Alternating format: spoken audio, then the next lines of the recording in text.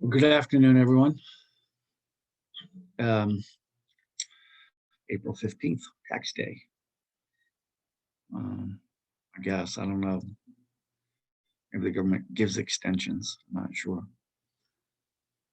Uh, I just know it is tax day.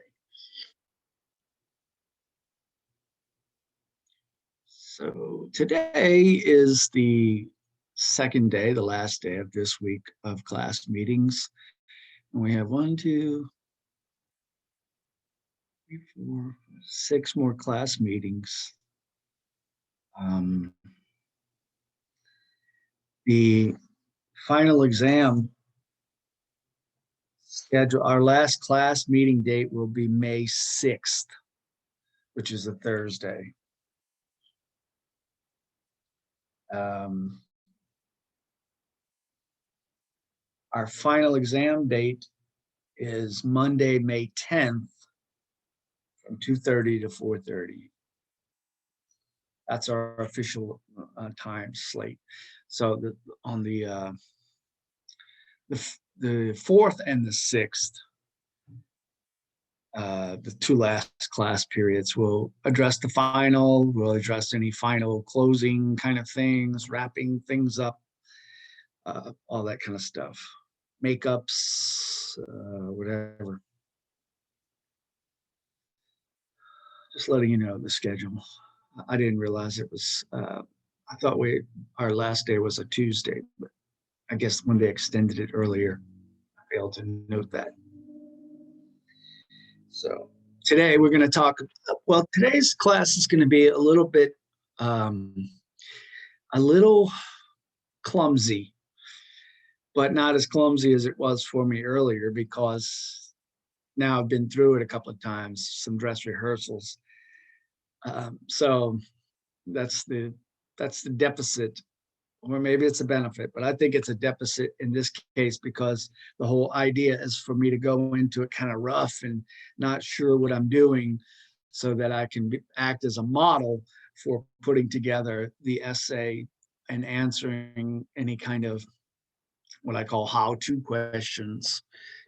How do I make this, or where do I put this, or whatever.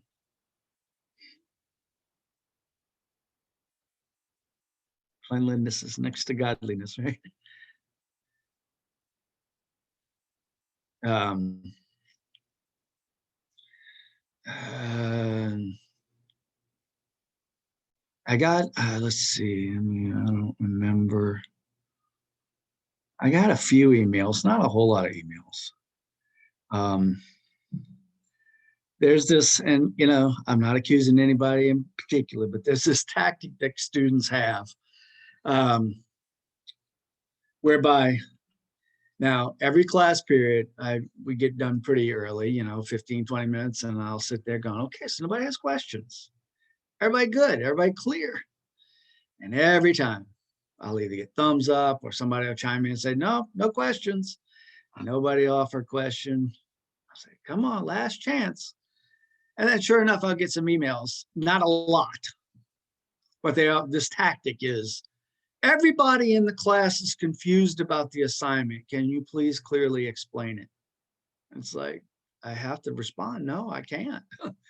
I can't explain it any better than I did in class. So, you had your opportunity to ask a question, and I could have re-explained it. There's for the deductive reasoning thing. There's no easier way to say. You make a conclusion, and then you tell me how you got to the conclusion. So if you say, I like all candy, M&M's is a candy, therefore I like M&M's. I mean, that's a very simplistic one, but you're making the middle part fit the first part and making a conclusion about it. Now, whether it's valid and true, that's a totally different thing. If it's true that I like all candy, then that would be a valid conclusion to make. That's terminology you don't have to really worry about. But if I don't like all candy, I just say I like all candy, then it would not be a true um, conclusion. Um, it can't be valid, I don't think, if it's not true. So, but on a bigger term, you know, technology, social media, any social media that detracts from our ability to learn or study or be attentive is detrimental to our academic success. That's the big premise one.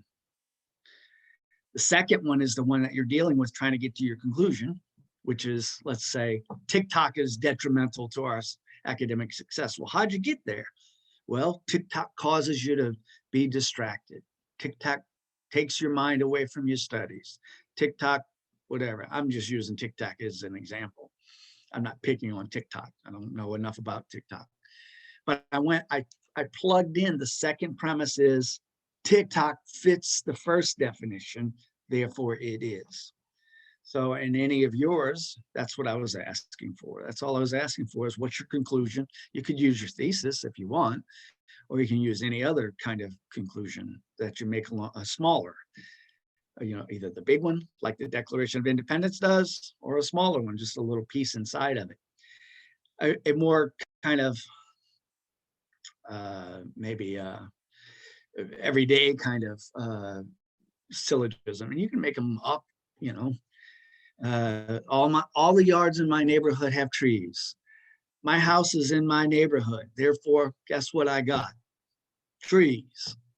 I'm just fitting the definition. So anybody who plays any of the major sports or any sport at some level of skill that's either adequate, better than average, or expert should be considered an athlete. Johnny plays baseball and football and sometimes soccer, and he excels at every one of those. Therefore, Johnny is an athlete. Not everybody who plays a sport's an athlete. Everybody who plays at a certain level, and Johnny fits that bill, that, you know, definition.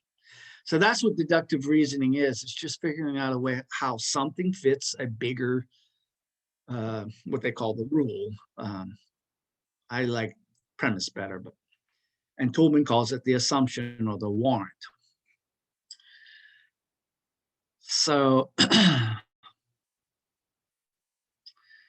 today we're gonna pretend like we're writing an essay together.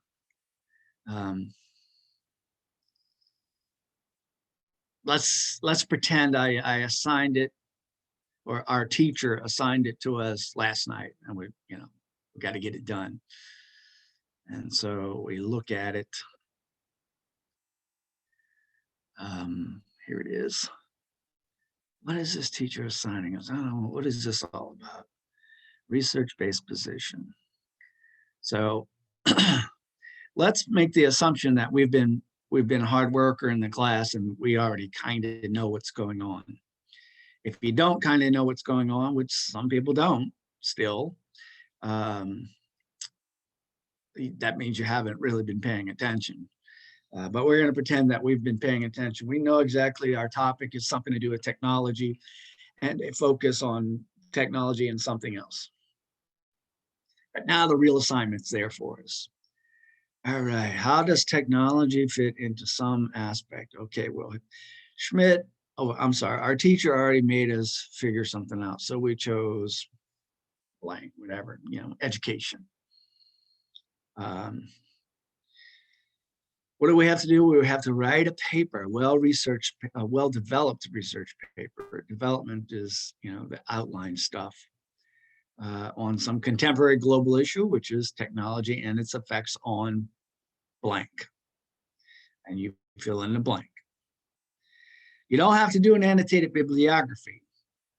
So disregard that part. Instead, we're just going to have a works cited assignment. They're kind of the same, except an annotated bibliography is more involved. It basically means a works cited with explanations and summaries of every one of the source items. You should probably do that in an informal way for yourself so that you fully understand what each source. Well, let's do it the other way. I'm going to do that. For all my sources, I want to make sure I understand them better, or I understand them fully. and I know how I'm going to use it.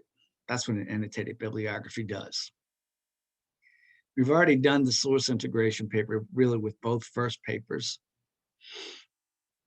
We've decided we're going to do some type of argument. Let's pretend we're going to do causal. So our thesis is going to relate to something being an effect of or being a cause of some effect. So if some aspect of technology is benefiting us, our health, well, that's causal. It does us good.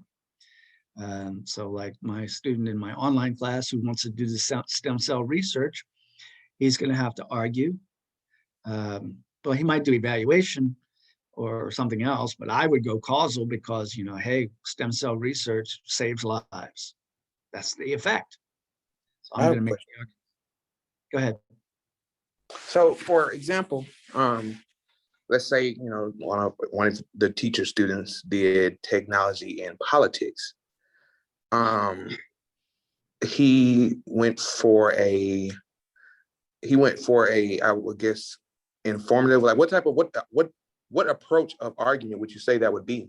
If he's just trying to explain that, technology plays a role in the passing around information of politics, like, who's for or who's against something, and keeping people informed and stuff like that. What type of approach of argument would you say he would be taking? Well, that's a good question. Let me address it from this whole section here. The central argument of the paper, okay, it's going to be one of those types. And I focused on that because a lot of the tentative theses didn't suggest argument. To say technology plays a big part in politics is not an argument. That's just a statement of fact. You didn't make that up. The world didn't make it. It's just a fact. So you have to decide, well, what do you think about?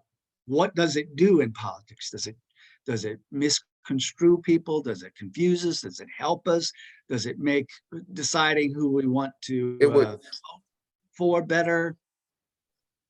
It would. I would say, in the last assignment that was due last night, I said that an informed public makes a better democratic choices.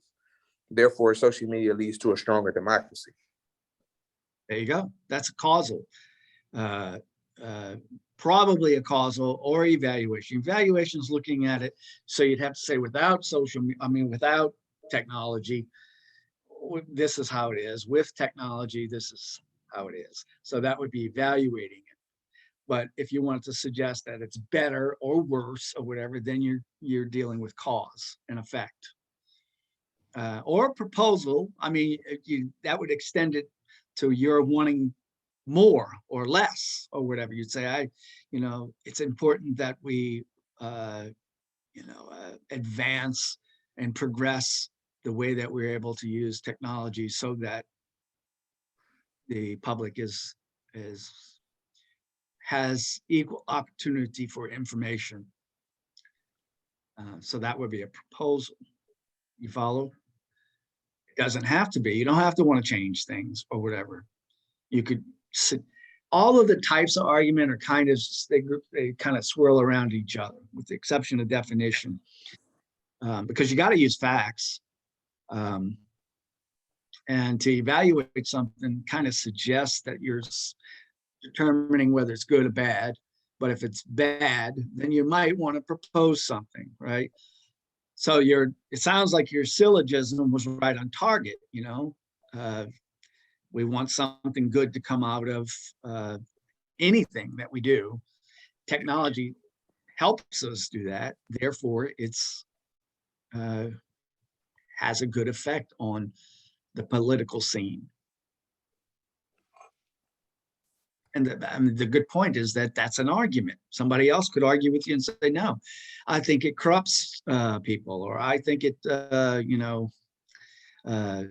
gives us misinformation, or whatever. And you have to acknowledge that in your paper, the opposing side, but it sounds like you think that it's the goods outweigh the bads. Does that make sense? Yes, sir. Does that make sense for everybody? Because it's a really good example, like, of how you can move through the types of argument, especially valuation, causal, and proposal.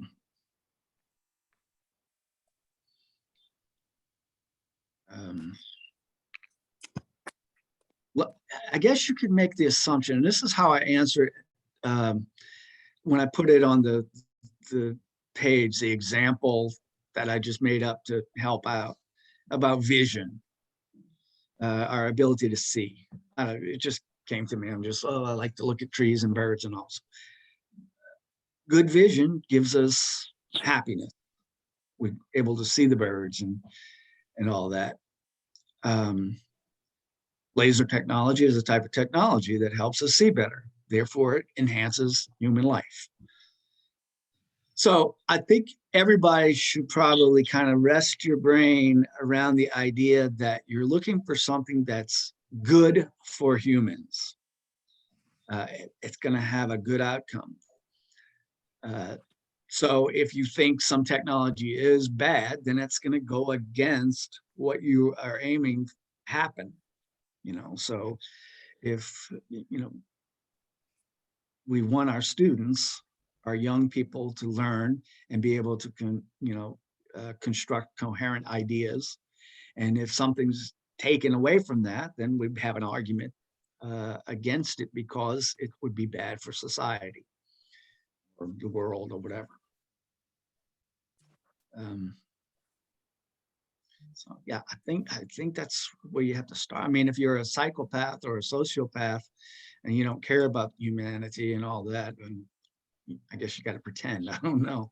You have to kind of adopt that personality because otherwise, you're not going to have a broad audience.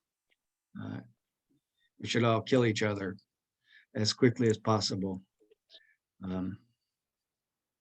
I was watching some video about the Russian Revolution and all that.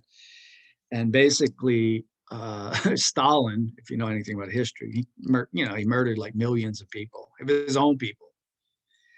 Because apparently he was so hateful of humanity that he thought we were all just miserable pieces of crap and none of us deserved to live. And he was actually doing us a favor by killing us all or killing his people. So we can't, he's not a reliable author. So I really strongly suggest think, what am I writing about? How does it benefit or hurt society? And that'll help you make sure you take it to a right direction that you'll have a broad audience. So Bigger for the assignment that we did yesterday, the argument, I can't think of the name of it. The assignment that we did yesterday with the A is B, if I can prove A, therefore B, therefore C or whatever, that was supposed to be how long? Was there a length requirement on that or no? It's just 3 sentences, basically. Okay, I mean, just 3 parts. Yeah. I mean, but not much more than a sentence per each. I mean, you could have a long sentence or you could break the major premise into 2 sentences, but it's really just 3 short parts. Got you. Okay.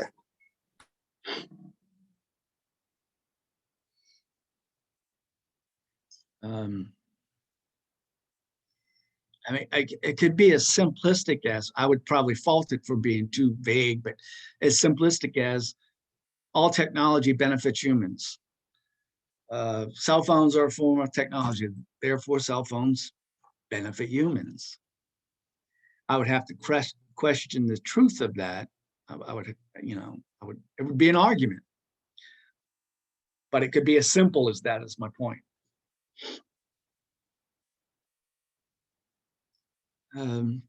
But it may be true. All technology is good until it gets corrupted or something. Nuclear technology, it's supposed to benefit society and the world and all that, but if we drop bombs on each other, then it won't be very good. All right, so the assignment is basically this outcomes part plugs directly into the student learning outcomes, and that's just the guidelines of writing a paper, synthesizing sources, having a strong thesis that is argumentative. That's why I press that. You know, you can't just say social media has changed the way we do things. Yeah, so that's not an argument. Good, bad, both. How has it changed the way we operate? Construct a properly formatted, the whole MLA guide. The next thing that you have to do is submit to me 2 of your peer-reviewed sources. If anybody asks right now, what is a peer-reviewed source? I'm going to roll my eyes and jump out of the window. But I will tell you, it has nothing to do with allowing your peers to read your sources. That's not what a peer-reviewed source is. So at this stage of the game, if you don't know, you might want to Google it or whatever. But there are some very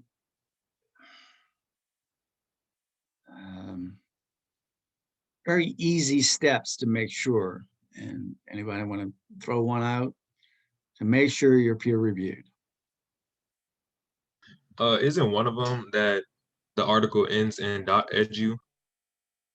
Correct. If it ends in .edu or you get it from a .edu site, it's for the most part recognized as peer-reviewed, even if it was published somewhere else. What about also if it has .gov or .org? Are those sometimes peer reviewed or? .govs are good. They're not exactly peer-reviewed in the same way, but they're considered peer review because it's the government and they're supposed to be credible and reliable. .orgs, like I said, when we're talking about it, that's kind of a judgment call. Most of them are credible and reliable, but they're not peer reviewed. Most. So our sources, oh, go ahead. No, I was finished. Oh, so our sources have to be from like a site that mainly to be on the safe side, they need to come from .edu. That's the safest route to go. Gotcha. That doesn't mean if you find it on the internet that it doesn't, you know, because a lot of those, if you Googled all these articles here, let's see, let's pick one randomly. This long one, let's see what it looks like. This was going to be my sort of example of a search before I broadened it to, you know, whatever topic you want to do. So if we see what comes up. If it looks like this and it's got an abstract, even though I found this on the internet, not through a database, and it's not a well, it's a .gov, so that one's good. But this is what peer-reviewed articles look like. Boring as hell, but I don't know, I guess hell wouldn't be boring, but has an abstract, and it's all just kind of plain information. There's no advertisements attached to it. Oops, I don't know what happened there. So I think if you were doing something on technology and education, all of these would be safe to call peer-reviewed.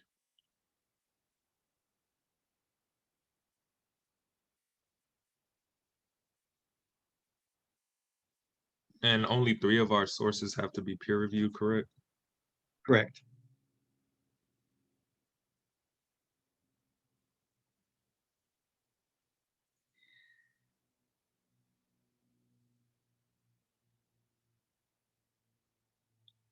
And, you know, see, whoever wrote this put academic and peer reviewed together because an academic source is by definition going to be peer reviewed. Not all peer reviewed articles are academic, but we're not going to worry about the distinction there.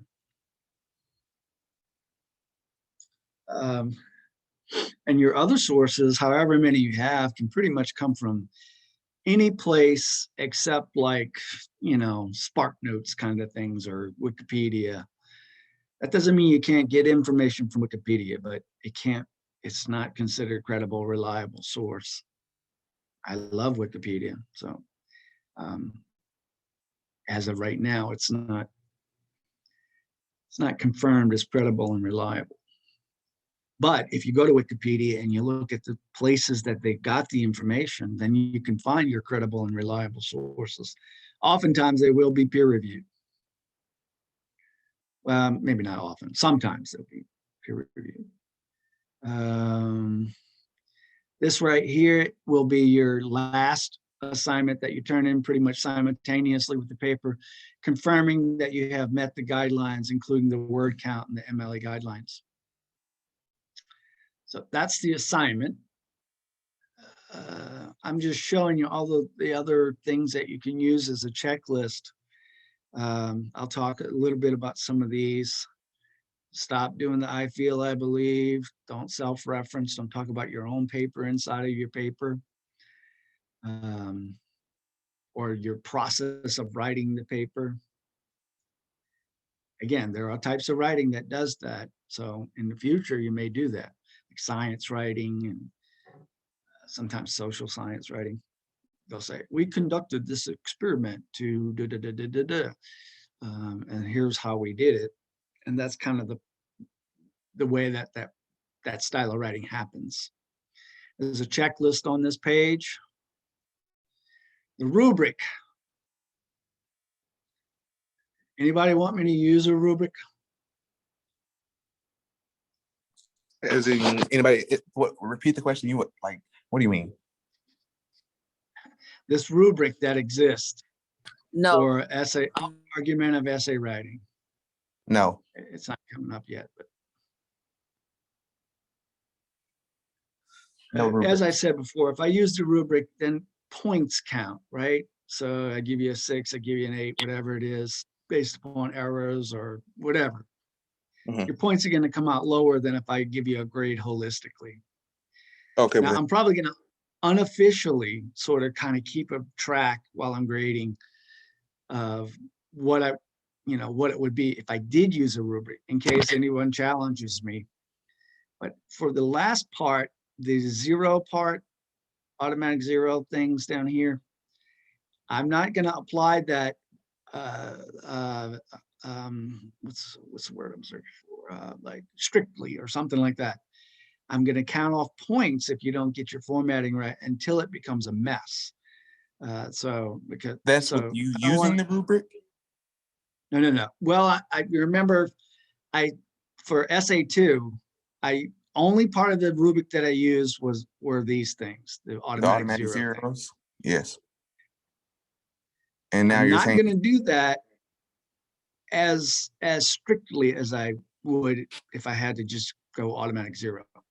So if you make a formatting error and it's not just repeat it and it's not a mess and you gave it a good shot, it won't be an automatic 0. I'll just count points off or whatever.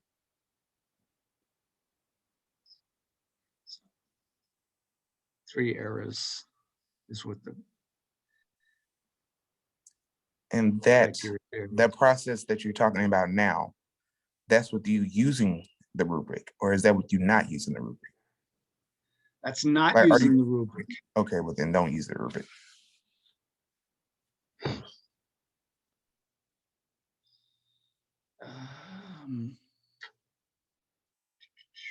Let's see. Zoom, mute any of that. I gotta stop the share. And so here we are. We're going to pretend. Now I know what my assignment is. This paper, by the way, has nothing to do with technology and anything else. It's just, I'm just doing this for formatting. So don't turn in a paper about cultural identity unless you're relating it to technology, which could be an interesting paper, and we get our cultural identity from movies and social media and stuff like that. But It's not just about your own personal cultural identity. That's what this one was. Pinto Beans is Pinto Benz is my made up person here. This was an actual paper. I just messed with it so I could show you some formatting stuff. Most of you probably know that Microsoft Word and maybe Google sort of has it preset. So our layout is preset to be portrait, right? Up and down. Our margins are set to be normal, 1 inch around. Our spacing is not set, and the rest of the things are not, that I can think of, are not set. So if I were given advice, and you don't have to follow this advice, this is not anything that I'm going to, I won't even know how you did it. But if I were writing, I would write my paper single spaced. I would put the things where they belong and write it single spaced until I'm ready. And I put my final period, boom. And then I say, good job, Richard. Now let's set it up right. And then I would go about, highlight the whole thing, where it is, set my double spacing, and tell it, don't add any extra space in between things. And then it should look good, except for my indentation stuff. But it's all good right here. I forgot to indent my paragraph, so I go back and do that. Why didn't I do it? What's it doing? Yeah. Oh, my keyboard goes to sleep. Hit it. Hello, Mr. Keyboard. Or my keyboard died. And that's the Bluetooth keyboard died. I don't know why it died. I don't need. I have to use the old-fashioned keyboard, the one connected to the machine. So I did my indentations for my paragraphs. That's what tells me it's a paragraph. That's what tells my reader. Oh no, I remember Mr. Schmidt says, what about titles? They don't get bolded. They don't get underlined. And they do get centered. Centering is right here in Word. And now I'm looking good so far. This person, oh no, I made a mistake. This essay will explore the changes I have been through. Oh, Schmidt says, don't self-reference. Don't talk about what you're going to write about. Just write about it. I have been through many changes because of life or whatever. That would be my thesis here. If I do a search, again, I've already done this, so there's no surprise for me. Oh, that keyboard doesn't work. I'm going to come back with 9 results of second person. Now I know it's my job to go and then fix them. This writer was talking about his father, what he taught, the writer. He stressed the idea that. And so since I'm a young male, I'm pretty sure this was a young male who wrote this, I'm going to say that men shouldn't place their emotions in the mix when we take a step, blah, blah, blah, blah. And then I do the same thing for all my youth. Change it to a person, change it to people, whatever. Second person is informal and we don't like it. We're excited. Professor. Go ahead, I'm listening. I have a question. So with the double space thing and the adding no extra space, so I already started my essay and I already put it as double space and I'm like pretty far into it. So should I revert it back to single space, finish it, and then do the no extra spacing, or can I leave it as double space and then at the end do the no extra space? Well, okay, so let's say this one's not going to be very good because it's not very long, but let's say I was writing this and I got to here and I'm double spacing and I put it, I want to go to my next line. Oh, I keep forgetting this keyboard's not working. and I go to my next line. Now I got too much space, right? If you're double spaced already, you can remember to go back in and get rid of those times that you put a hard return, then you're safe. That's why I single space it first, because then any extra spaces I put will become obvious. So if you're good and your paper's looking like this, then that's fine. Does that make sense? Yes, it does. I don't know who was talking about. Oh, Derek. If you're looking at it and you feel like it's looking right, then don't worry about it. I just worry about, like, if you're single space and you put spaces on purpose, then when you double space it, then you're going to have double the space, double the double. Okay, sir. This- I'm sorry. I had a question about, you know how you did the navigation thing, you typed in the word "you." Like, I think I missed when you went to it. Like, how do you go back? How did you go to it on Microsoft? Oh, well, and I don't know. It's always open for me, but if I close it, I go to find right here. Can you do that? Okay. I can. That's the searching Okay. thing. You can also do Control F. I'm hitting. Oh, that machine. That one no more. Control F will open the box. Find, replace. I wouldn't replace anything. I would just find it and then manually replace. Okay. Thank you. You could do that as well for like fragment, like which.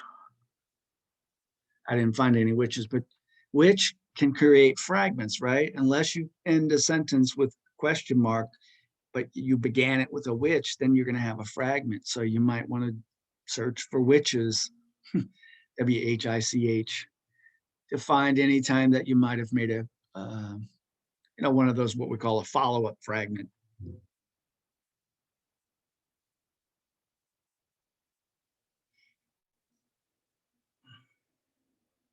Get this machine to come back to life.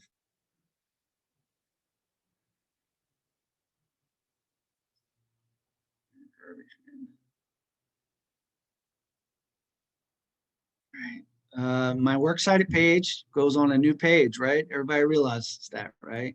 Goes to once you end your paper, it goes to a whole new page. It's probably only going to be one page unless you have a whole bunch of sources. So there it is. I know my works cited title for it has to go centered.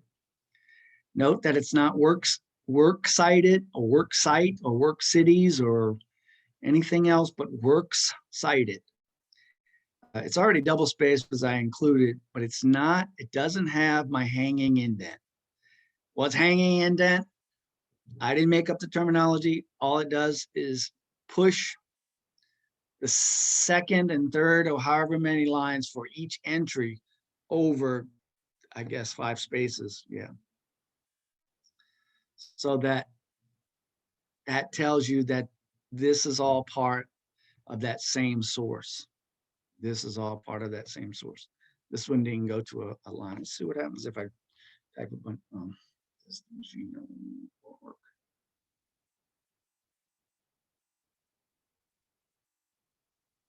Go to a new line. Yeah, it does. Did you all see that?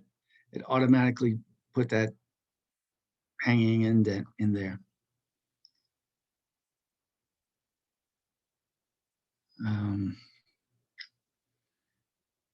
Advisory. It is okay to cite somebody without using them in text. In other words, you're not quoting them or mentioning them in your text. So let's say this information came from a writer, and then I would put the writer's name, whatever, Jones, whatever. And that's how, well, I have to have the space right there. That's how my parenthetical citation comes in. Last name of author, inside of parentheses, punctuation on the outside. I can do that. And that just says, I got that information from whoever Jones is. But if you're going to mention the writer inside of your text, like I wouldn't say right here, I wouldn't say Jones states, because Mr. Schmidt's going to write on your paper, who the hell is Jones, right? Because you haven't introduced him to me or her, whatever it would be. So that's why I say the initial time you talk about a writer inside of your text, give them a full, I misspelled his name, but we'll call him author. Author Jones states, and unless author Jones has multiple entries on your works cited, that's fine. You don't even need a parenthetical. If you want to include the title of it here, that's always nice. Carter is on here somewhere. Here's how I did it here. As Carter states in his essay, and I listed it, then I didn't actually put a quotation here. The comma introduces the quote, or it follows, it closes the quote. So if you do it this way, states, then the comma introduces it. And then whatever our quotation would be is being introduced over here. So we go on with more information.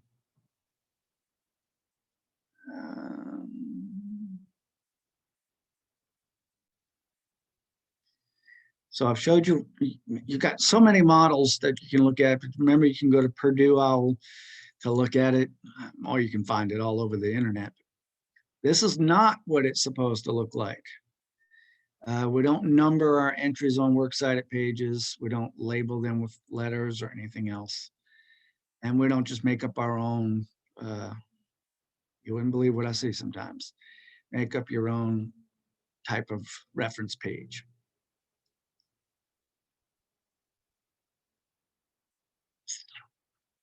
Let me think. Other questions about formatting stuff?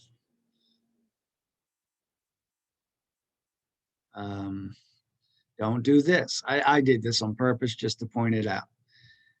It is my opinion. I believe, I feel. Don't state those kinds of things. Save them for your personal essays.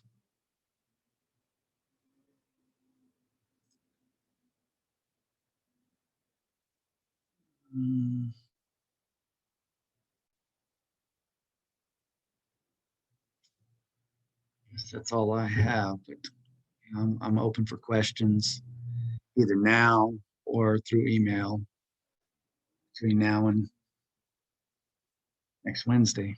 You all know the paper's due on Wednesday night, right? April 21st, not April 20th.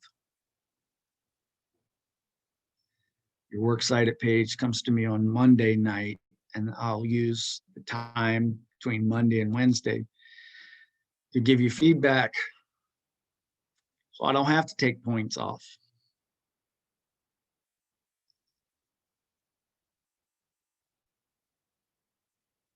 The group presentations.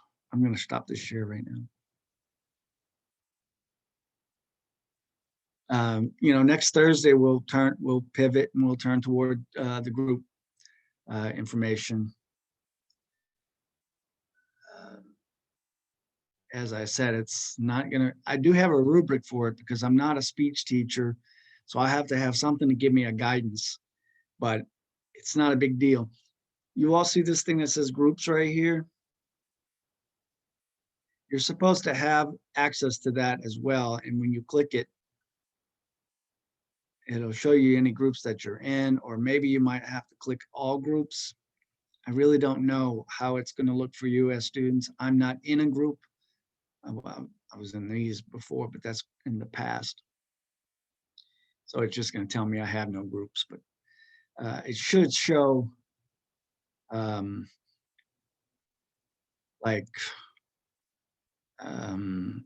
do I call it? Essay conversations. And then you'll be in it. And what I'm hoping that is that you have access to the people that are in your group.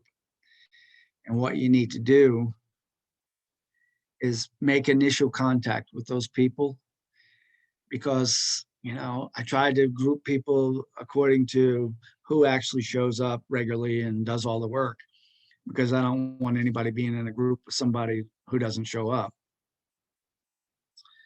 So try to make contact with each other and build confidence that you're going to be a reliable group person. And let me know, give me some feedback on that so I can rearrange it if I have to.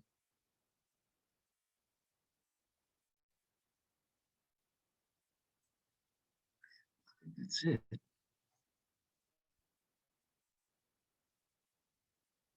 Okay. Are you sure? Are they, I'm talking to Zaria, are they just specific to you, or could they help other people?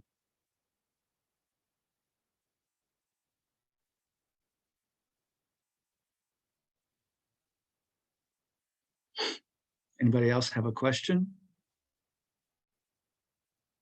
or comment? I have a Sure. question. Go ahead.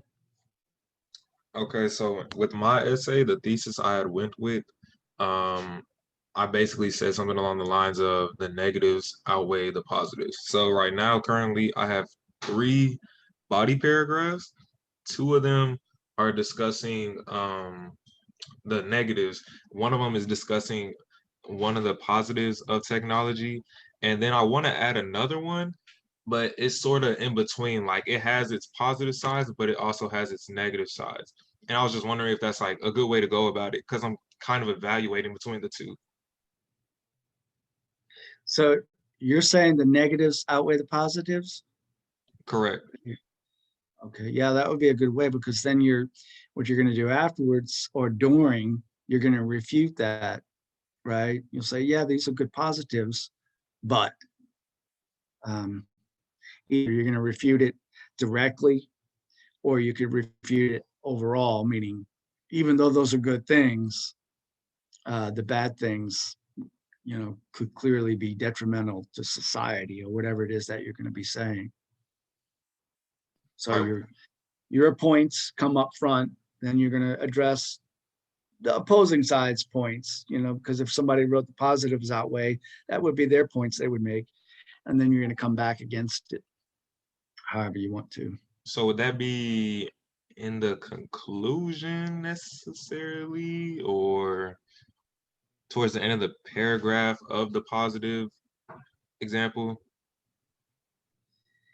Yeah, or it could be a short paragraph that follows the positives, just a little 3-sentence paragraph that says, wow, these are wonderful things. And you might reiterate some of the negative. Well, it's great to, I don't know exactly what you're gonna write, but while it's great Yeah. to have a car, it's not so good that we're destroying the ozone, because then we won't be able to breathe or whatever, right? Right. Okay.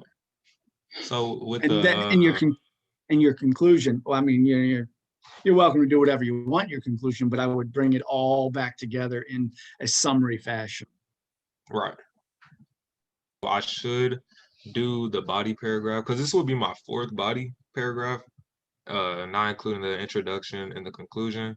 And so that's the one that is kind of positive. But like I said, there's negatives to it also. Like people have seen positive results from it, like uh good mental health, like happiness, escaping reality, blah blah, stuff like that. But also there have been cases where it's actually bad because there's too much of it. So that would be a good body paragraph to add in, even though I already have 2 solid negatives, 1 solid positive, and then that one would kind of be like in between. Yeah, that sounded good, what you just said. I mean, I hope I'm following that. Even the positive can become negative if it's overdone or it's too much of a good thing. Is that what you were saying? Yes. Yeah, that sounds good. Okay, good.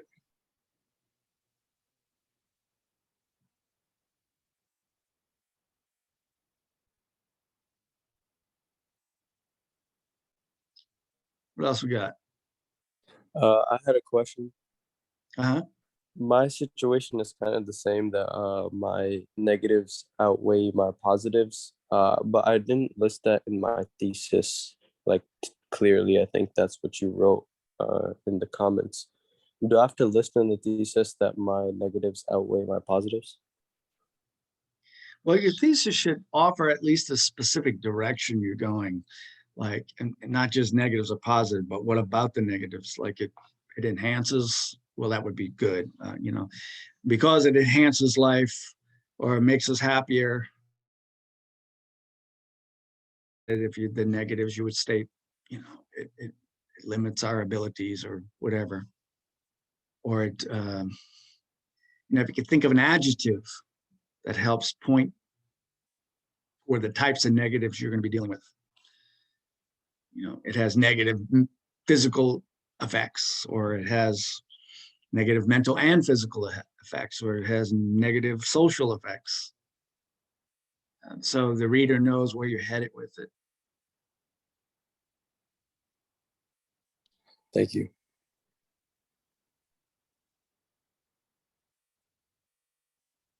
And that's a good question, because let's say you're going to go that route where you're kind of weighing two sides of whatever it is that you're discussing. You don't necessarily have to, like if you're going to say, you're going to stress the negatives, you probably want to be a little more specific about that, but you don't have to necessarily talk about the positives in your thesis. So you say, well, there are a lot of good things that come from technology, comma, and then you would, you know, stress whatever the negative types would be. Because you don't want your thesis to be like, you know, a page long.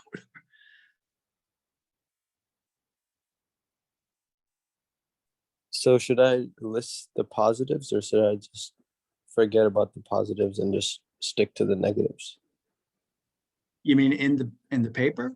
in the thesis? And the thesis, I don't think you need to.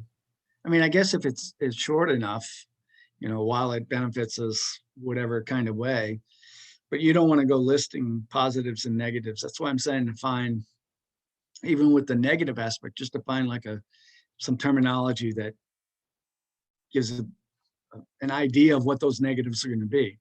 There were some people who listed things like in the 3-part fashion, and that's fine too, if you have that, but you don't have to do it that way.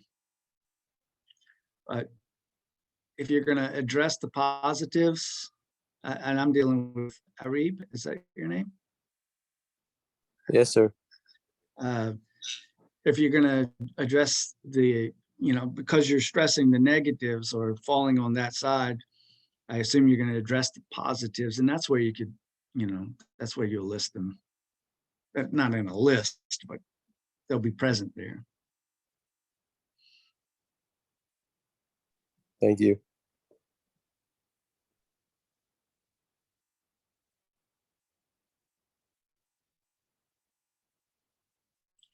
Everybody should know that, you know, there's no right answers here. They're just possibilities. So, you know, you can kind of craft it however you like, as long as you feel like it's coherent, like it makes sense to you, but it's also going to make sense to somebody else.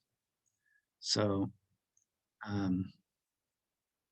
that thesis, the more specific it is, the better it is for you, because it's going to give you that direction. This is what I'm going after. Ouch. I got my second shot yesterday. My arm is not, I can't lift it.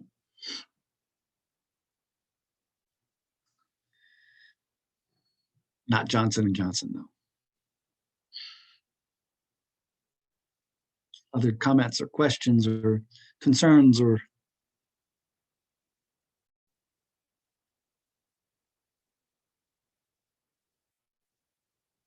no, that's why God made email. You know, ask your questions. If you have a sudden need to email me over the weekend and I don't get back to it, I'll get back to it as soon as possible, early Monday morning. I usually check the emails, but I don't make a dedicated habit of it.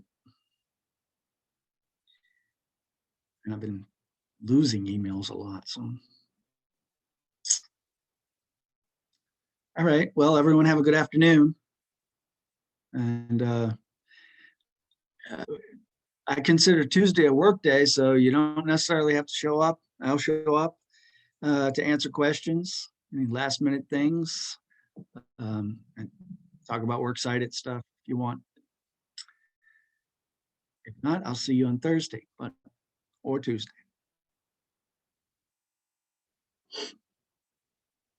When are you gonna give us feedback on the deductive reasoning? Probably tomorrow. All right, sounds good. Thank you. You're welcome.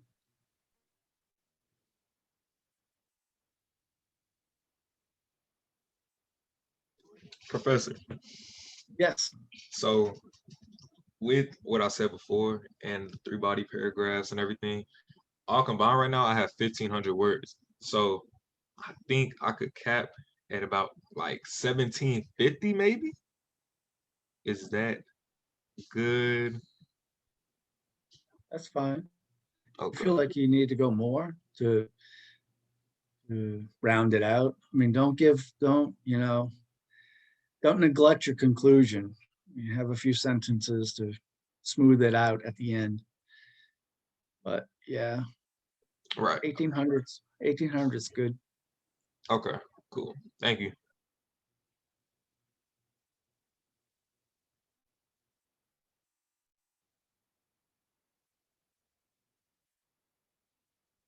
Zaria?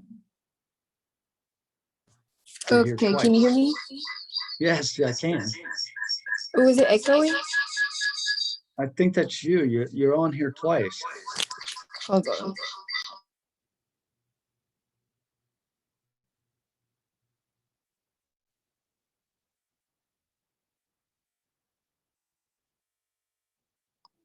Okay, I have to You get are? on my phone. It normally doesn't work when I use my computer. Okay. What's up? Okay, so my first question is, now that you explained like the deductive reasoning more today, I kind of understood it, but like yesterday I was like, I wasn't as confused, so I got like the A, B, and C and like how we were supposed to do it. But I wanted to like see if we can talk about mine really quick to make sure I did it right. Or like to make sure, like, let me see if I can pull it up quick.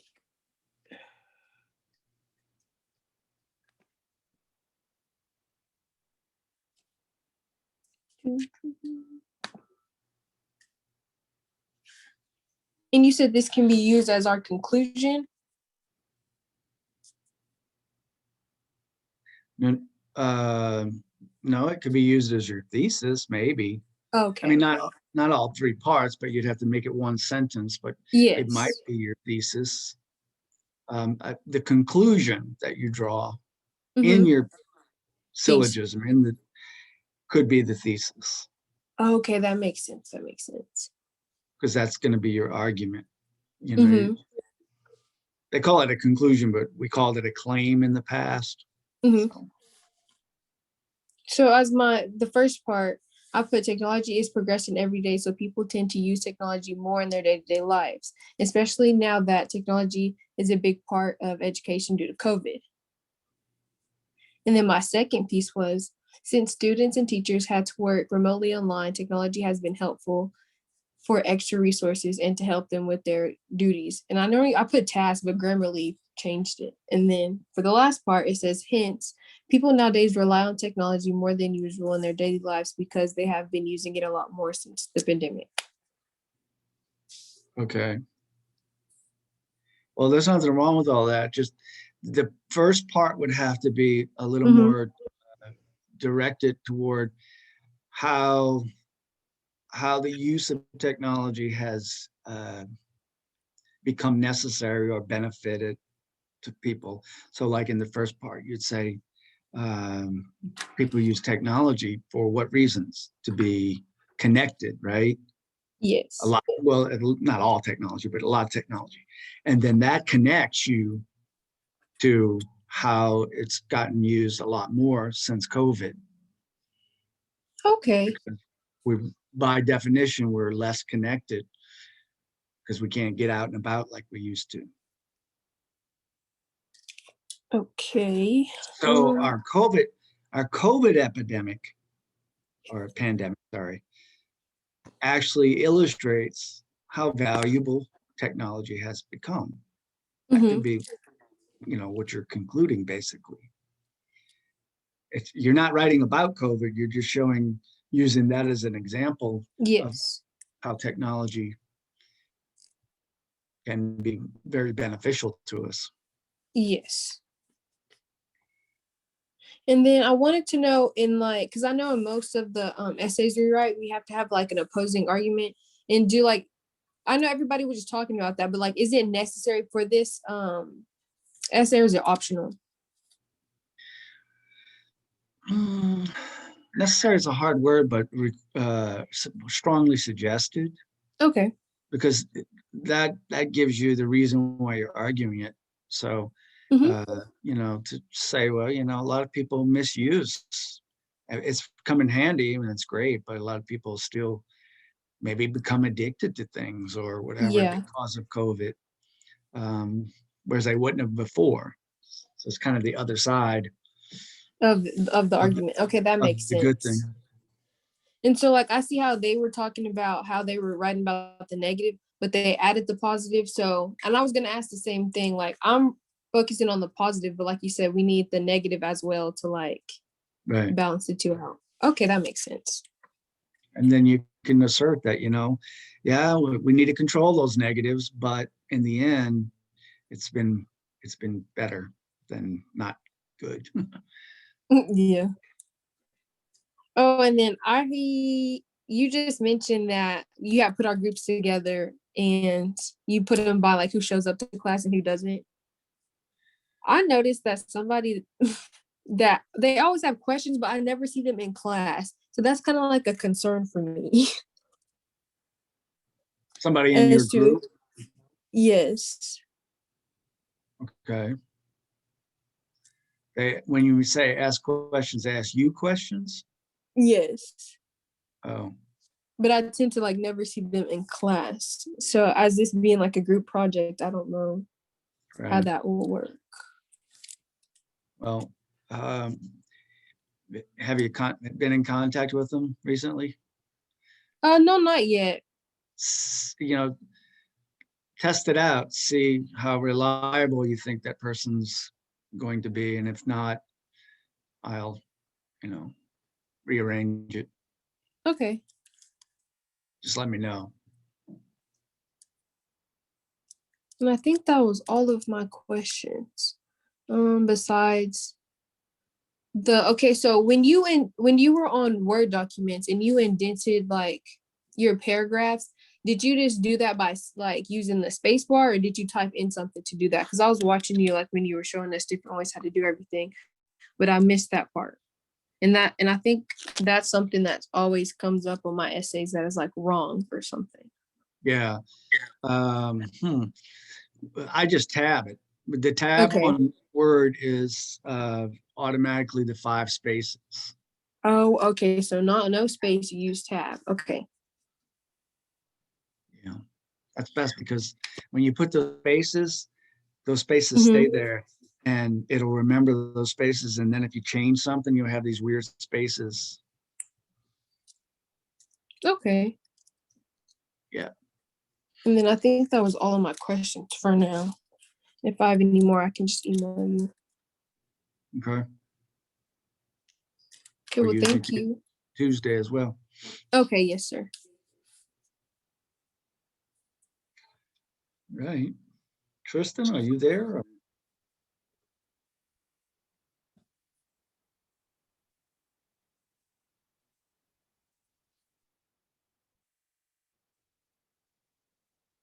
Tristan?